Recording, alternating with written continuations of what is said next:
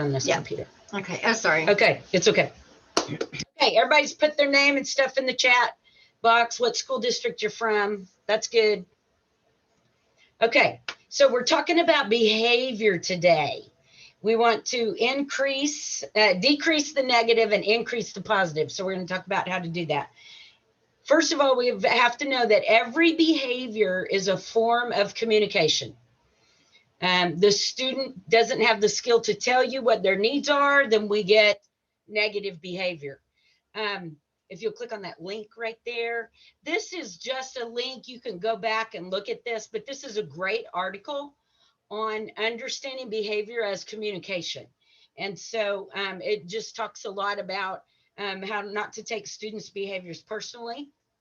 And then just some great feedback there about building strong relationships with your students. Great article from Understood. And I love that website. It's got some great things on it. If you want to just get in there and just whatever ADHD, whatever you want to, dyslexia, you can just put in the search box and you can look up some great things on that website. Okay, so you must answer 2 questions before we can really attack behavior. One is, have I provided a functional communication system so that they understand, and they meaning your students, understand what your expectations are for them? You know, do you have expectations listed somewhere? Like the top 3 to 5 expectations should be listed somewhere in your room, on a board, on a big poster, something, so that they know what those expectations are for them as students. And do you have a functional way to communicate that to them? Secondly, before you can attack behavior, is ask yourself, have I provided a functional communication system for the student to communicate with me as the teacher? You know, do I give them a way to communicate if they're frustrated, if they're mad, if they're excited, those kind of things. So we need to know, first of all, bottom line, before we can attack behavior, is think about communication. Can you jump in? Yeah. Oh, that was great. That was riveting, people. You said you said it all. I said jump in, didn't I? Okay. Now, visuals can be everything. So I think a lot of times we see students that have some huge behavior issues because they don't have any visuals. So many times students with autism, we tell them what to do, but we don't show them, either visually through like a schedule or expectations, through symbols, or, you know, just playing it out, role playing it out in front of them. Actually, you know, this is how we line up at the door. This is how you let your friend go first, things like that. So many times students with autism, it goes in and it goes out. You know, there's not that Velcro in the middle of the brain, so to speak, to catch what you're verbally saying. So be sure that you back everything up with a visual. And you can also do some video modeling. Absolutely. Absolutely. Kind of as a visual list for your expectations. Maybe you have a student who does what you're wanting to do right. Then you video that, capture that, and then you can show it to one who doesn't quite have it yet. So do we video model the negative? No. Okay. I just wanted to be sure. Only the positive. Okay. I mean, I wouldn't. Would you? No, I really wouldn't. Okay. And this is just, we just want to throw out everything that we say. We want to be sure that we back it up with some research. And this is just like a duh, but teachers who have significant problems with behavior management and classroom discipline often report high levels of stress and symptoms of burnout, and are frequently ineffective. Y'all, back in 1986, I mean, some of y'all weren't even born yet. Some of us were well into graduating from college, but college? Yeah, wow. 1985. That was a long time ago. Okay, how did we get there? But even back then, if you don't have good classroom discipline and behavior management, guys, you're not going to keep teaching. because you're just going to wear out, you're going to burn out, you're going to become very frustrated, and you're definitely not going to be very effective as a teacher. So vitally important. Mm-hmm. I just, my 2 cents on this page is the 1986. I'm going to go back to that.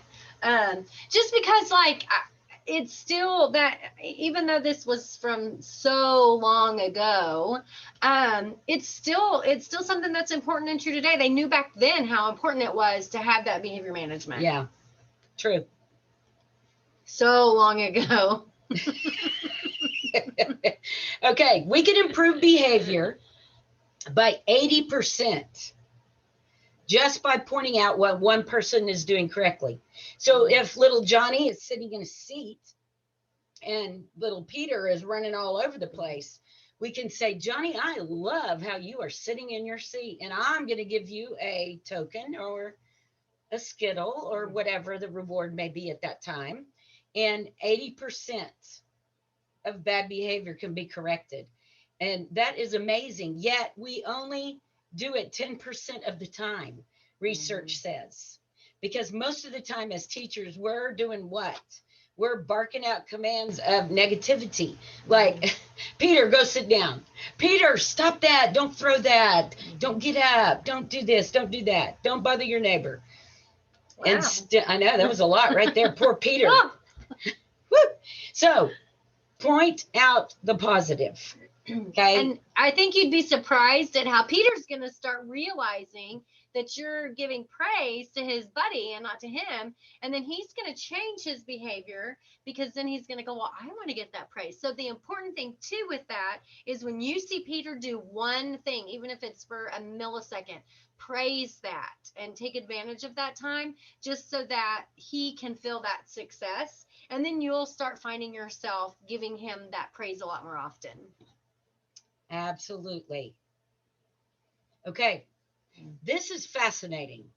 When you take away things that they already have, that is called response cost.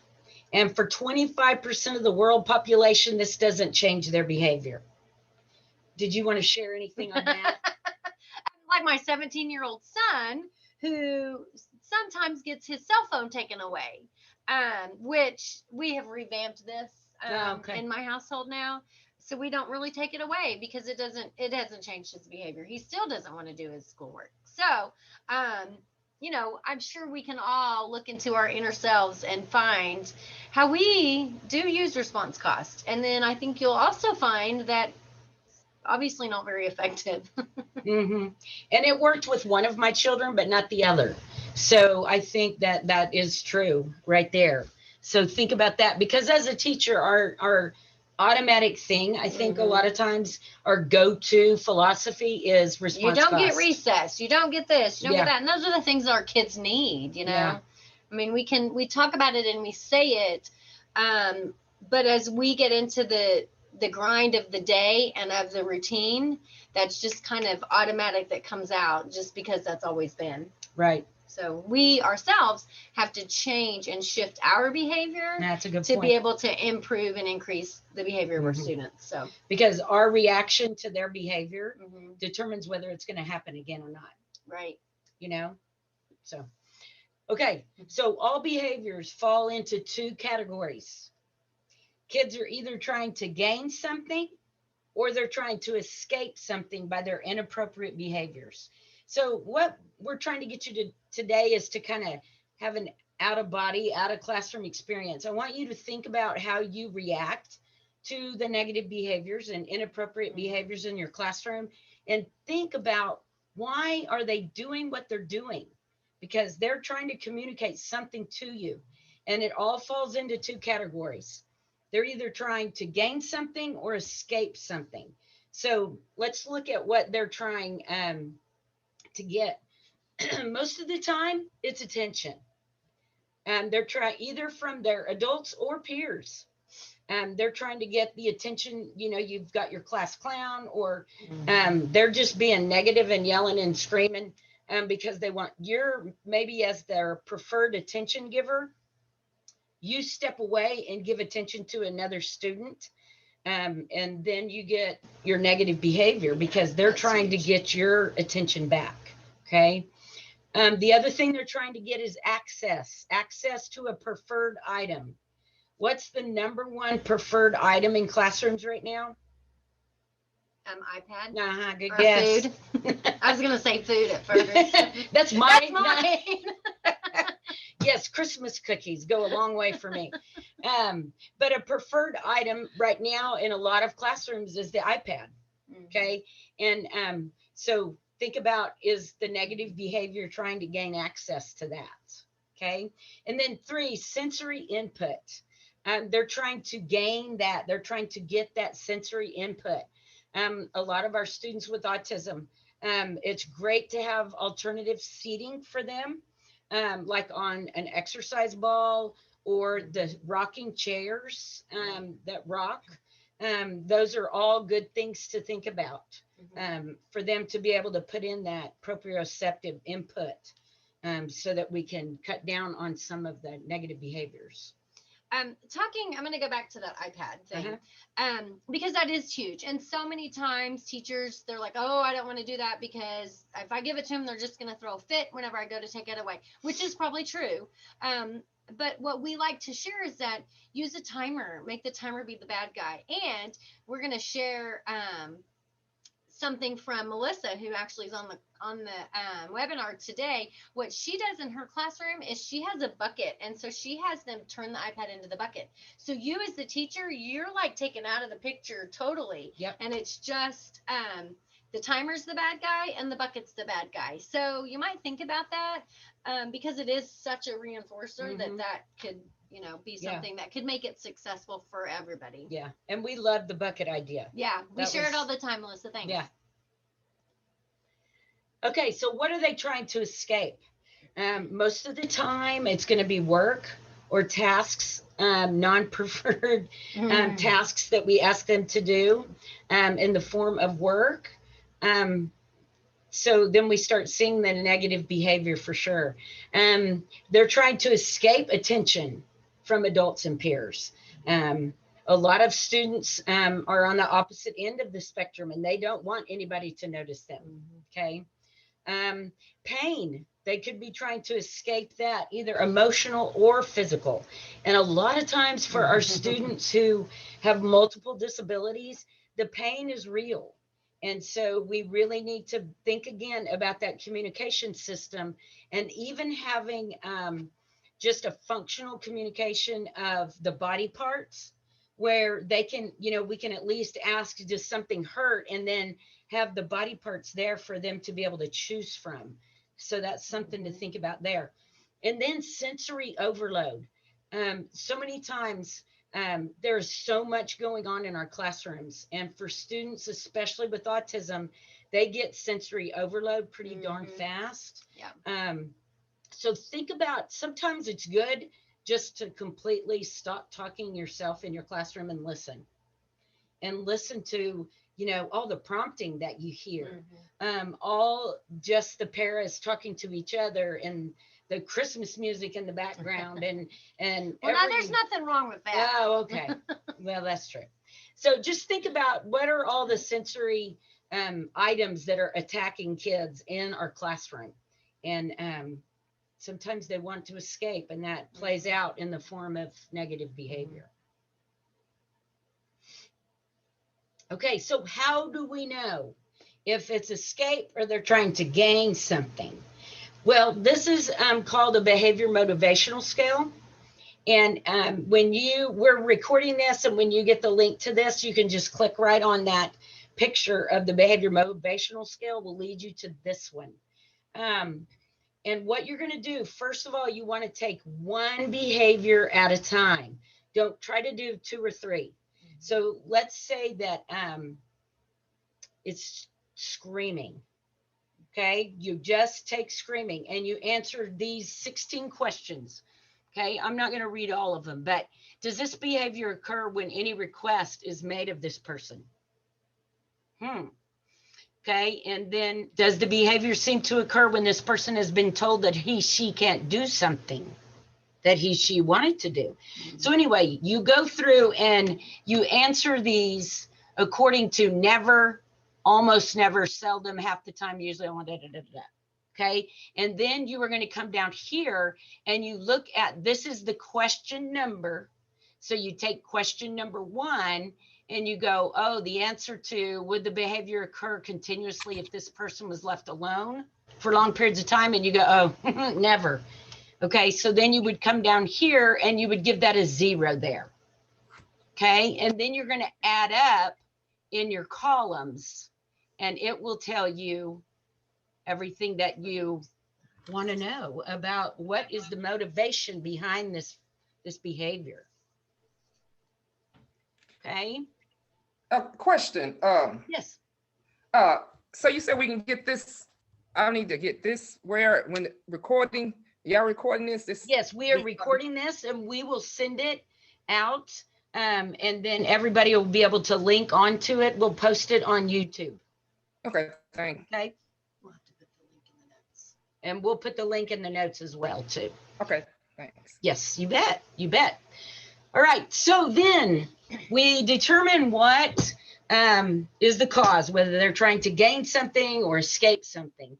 Let's think about the paycheck, because we've talked about this before on several of our webinars, and we love to talk about this when we come to your classrooms. We would not do our jobs without a paycheck. Okay. And so when we pay kids with a reward, we are only teaching them how society is going to treat them in the future. Because when you do what you're supposed to do, you go to work, you do your job, you get paid.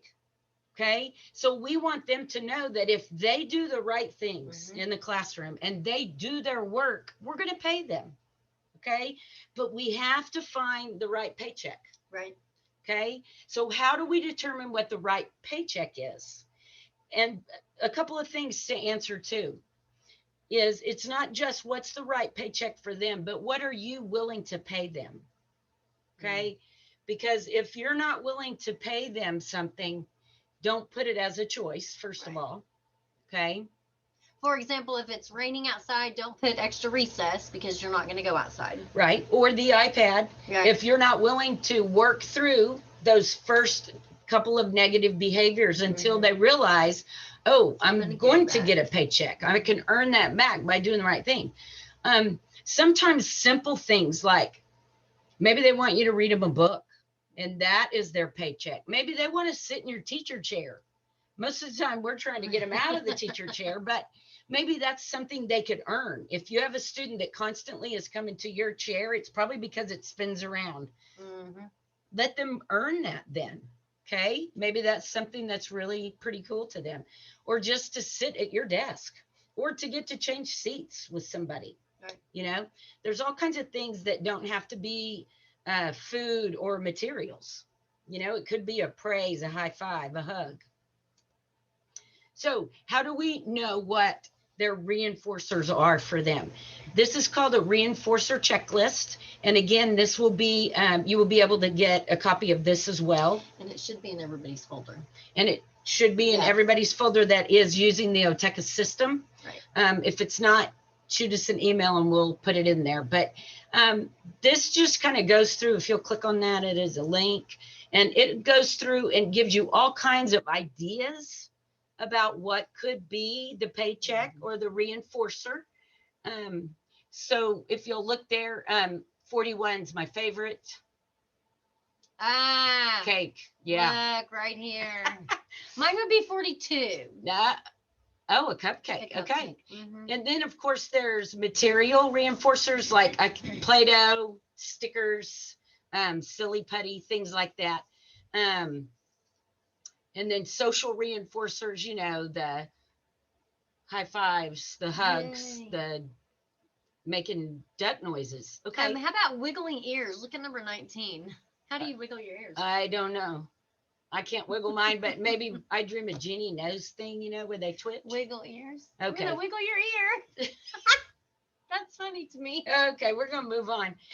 We're gonna work on her humor. Sorry. That's funny to y'all too. You just are muted and you can't laugh with me. So you can type in the chat box. I am laughing. You're laughing with me. Okay, don't do that. It'll just reinforce her. Hey, I need some reinforcement Okay, all sometimes. right. But we'll give you this list too. And it's great to let your parents do it.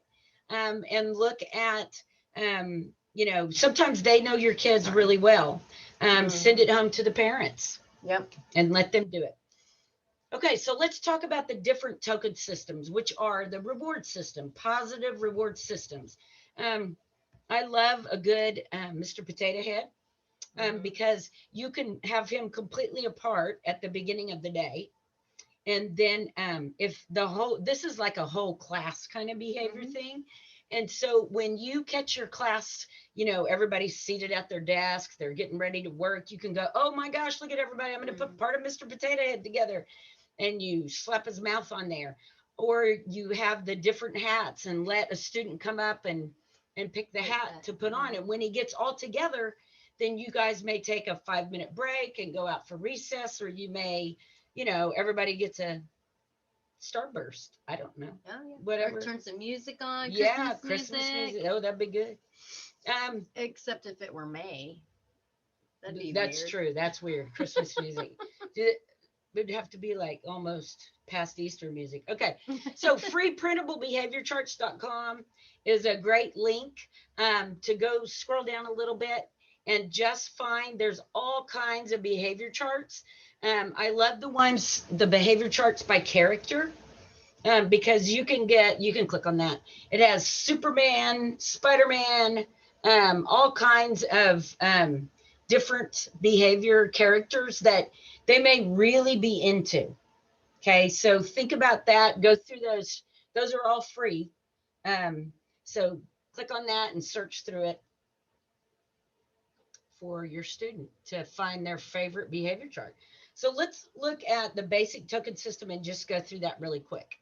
Okay, so like we said, the number one behavior reward is the iPad right now in classrooms.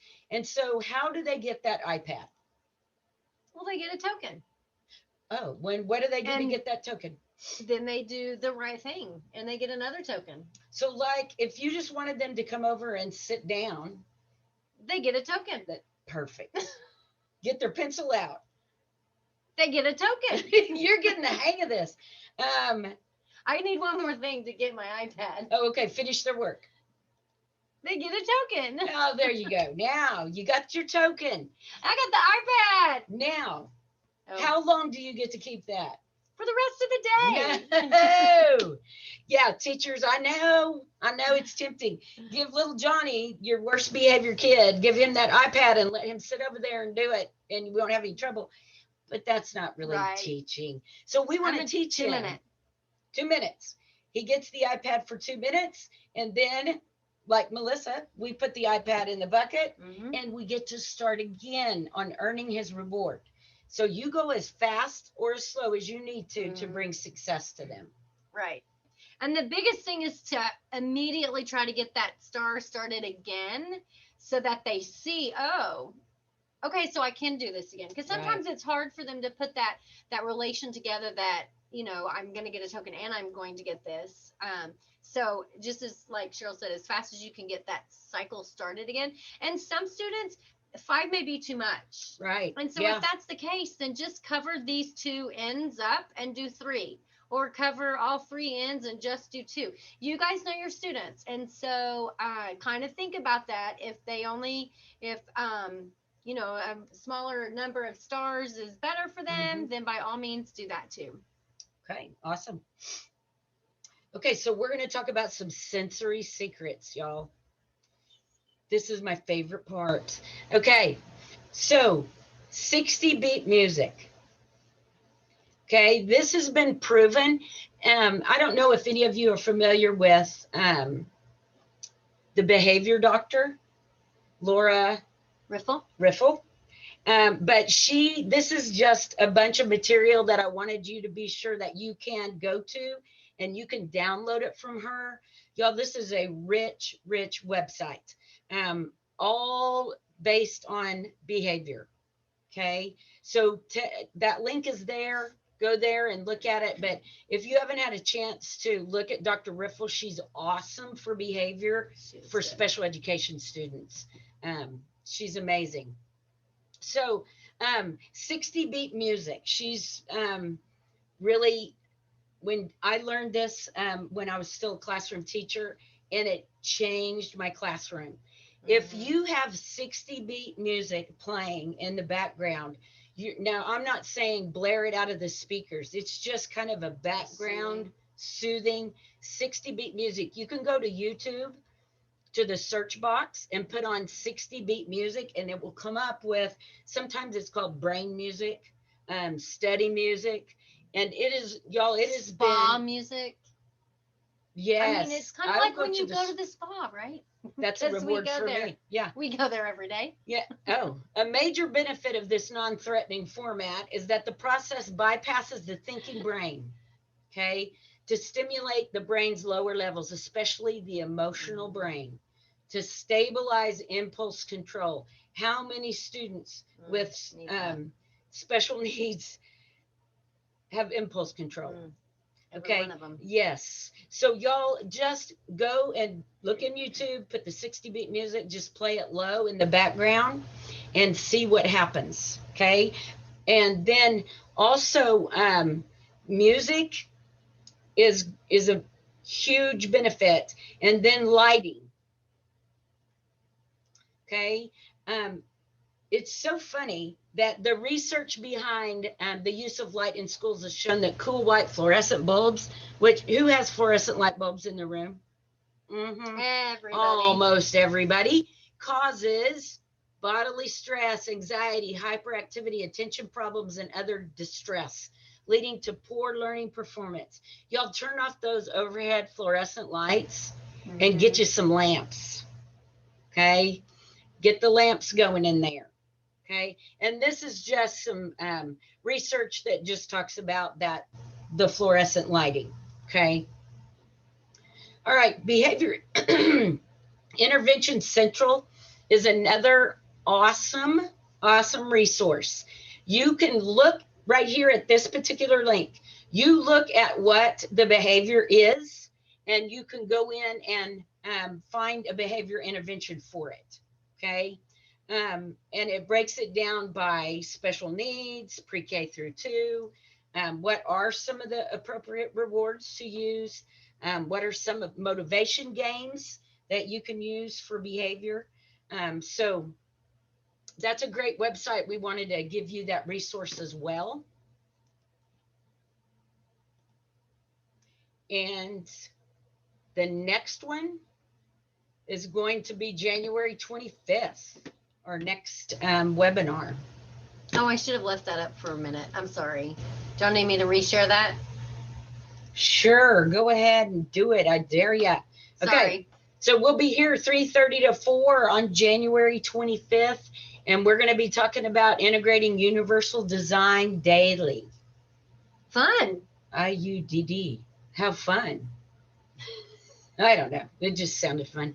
Okay. IUD squared. Yeah, there you go. Hey, guys, we've gone over by just a minute or so. Does anybody have any questions that we can answer or try to answer real quick? And everybody's put everything in there. Do we have everybody signed in? Okay, awesome. So we're gonna take a little shot of that so we can put everybody on there. Girls and boys, thank you everybody that joined us today. I don't know what that just said. And to tell you each to have a restful Christmas break, winter holiday, enjoy yourselves, and be refreshed, ready to go back. And again, anytime you have any questions for us, do not hesitate to contact us, email us, call us, text us, and we will answer. Do you have any parting I don't. I'm just trying to make sure that we get this all recorded and track of everybody. Okay. So. Yeah. There we go. Are you guys, all right. Everybody ready for Christmas? Everybody's done Christmas shopping? Ready for Christmas break. There you go. Yeah. There you go. All right. Well, thank you guys for attending. and you can hop off of here. Yep. And we will chat with you later. Bye. Bye. Thank you. Can you scroll on that? Well, never mind. I don't know that it recorded everybody.